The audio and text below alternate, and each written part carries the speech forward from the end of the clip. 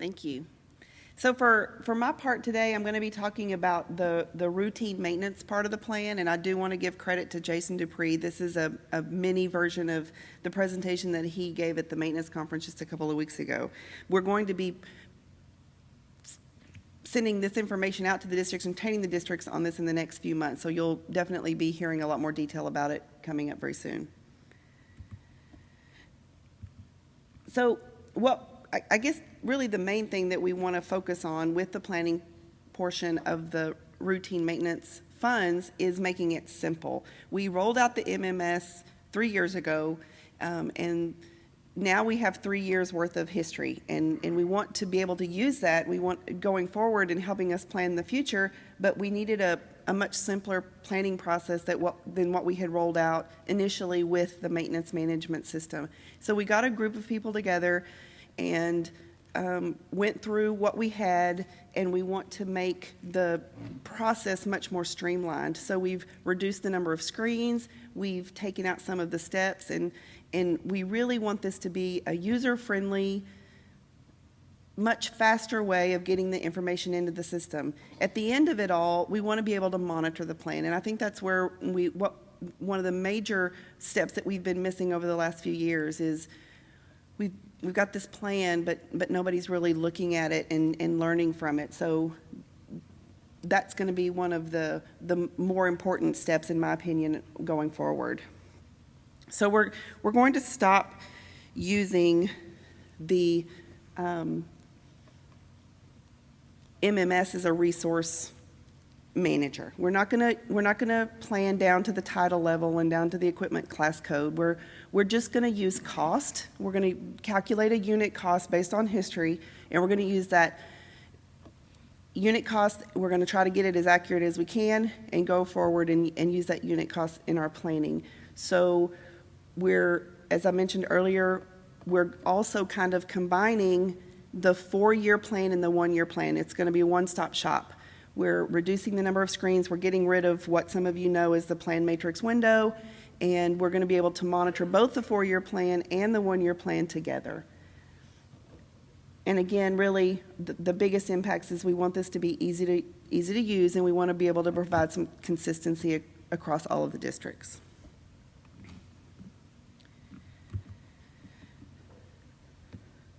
We will be using the performance guidelines, and we do need to roll out some training on the performance guidelines because that has been somewhat ignored over the last few years, even at the state level. The PGs that are out there now haven't been updated since we rolled out. So we want to be able to provide accurate, up-to-date unit costs for both in-house work and contractor work. And we're going to update these performance guidelines by what we call planning activities. The unit cost for the in-house work is going to include labor, equipment, and materials. And we have a way now that we're going to be able to derive that performance guideline based on historical data. So again, we've got 3 years of history. Let's use it. We also have the ability to tailor those performance guidelines at the district level or at the section level, and that's where the flexibility is going to be. It's going to be up to the districts to determine what best works for them, and maybe it's a mixture of the two even, but we're going to update the statewide guideline and then give you the option of creating your own based on your work.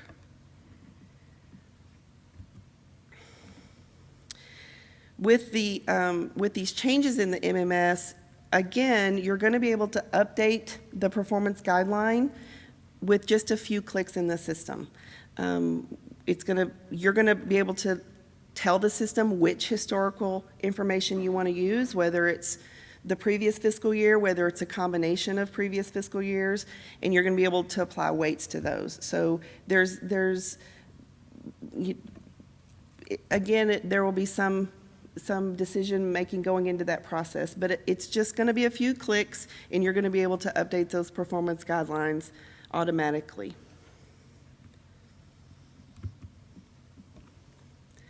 The contract unit cost will be derived from several different places. You're going to be able to get that from the MMS, because Site Manager interfaces with the MMS, and we have information by function code from that application. Or you can just go to your contract. If you've got a district-wide contract, you can go to the pay items and see what that unit cost is and apply that directly into the MMS. Now, the 4-year pavement management plan is where you are performing projects that could impact your PMIS scores, but you're using operating funds to complete those projects, and those projects need to be captured on the MMS side. We update those annually, and the standard operating procedure that we're rolling out with this new functionality actually provides a deadline. So every year by the end of May, we want those projects updated into the MMS.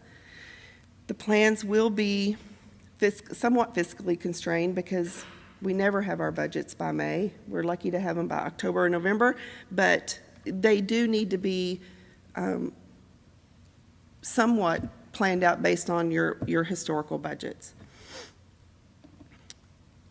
Just like in prior years, your work needs to be planned out at the detailed level in years 1 and 2, and then 3 or 4 will be entered in at a more summary level. Within the standard operating procedure that we're rolling out, we're going to we're going to have links to the definitions of what types of projects are required for the 4-year part of the plan. And so those will be easy to find when you have resources putting that information into the system. We've simplified that window a bit. We've taken out some of the columns that we're not using. We're going to provide training to provide some more detailed definitions of what goes into the window, but it's pretty self-explanatory, and it's a lot easier to read now than it used to be. And again, we have what is called the 1-year plan. And the 1-year plan is a comprehensive set of goals for routine maintenance for all planning activities. We're going to update it annually again, but it's going to be a little bit closer to budget time before that plan is due. So we've put a date of September 30th into the SOP that we'll be rolling out. Again, it's going to be fiscally constrained. It doesn't have to be detailed. For those non-pavement projects, they can be entered in at the summary level.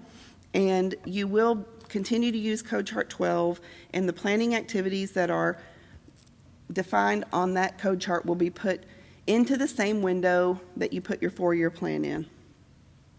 So we've renamed that window. It's called Maintenance Plan Window now. And again, we'll be getting rid of the Plan Matrix window. This will save time because you're eliminating some of that dual entry that was going on previously. The window is exactly the same. We've eliminated the columns that are not needed, but it's in the same place as that 4-year plan. Probably, I've already said this once, and I'll say it again because I think it's that important. The biggest improvement I think that we're going to have with this new planning process is the reports that we're going to be providing that will help the districts monitor the plans as the year goes on. They're going to provide up-to-date information. It's going to be able to help the districts monitor the data accuracy. We don't have to wait to the end of the fiscal year anymore. We can kind of run those reports as we go to see how we're doing. And those reports will provide some historical data that can be used for future planning.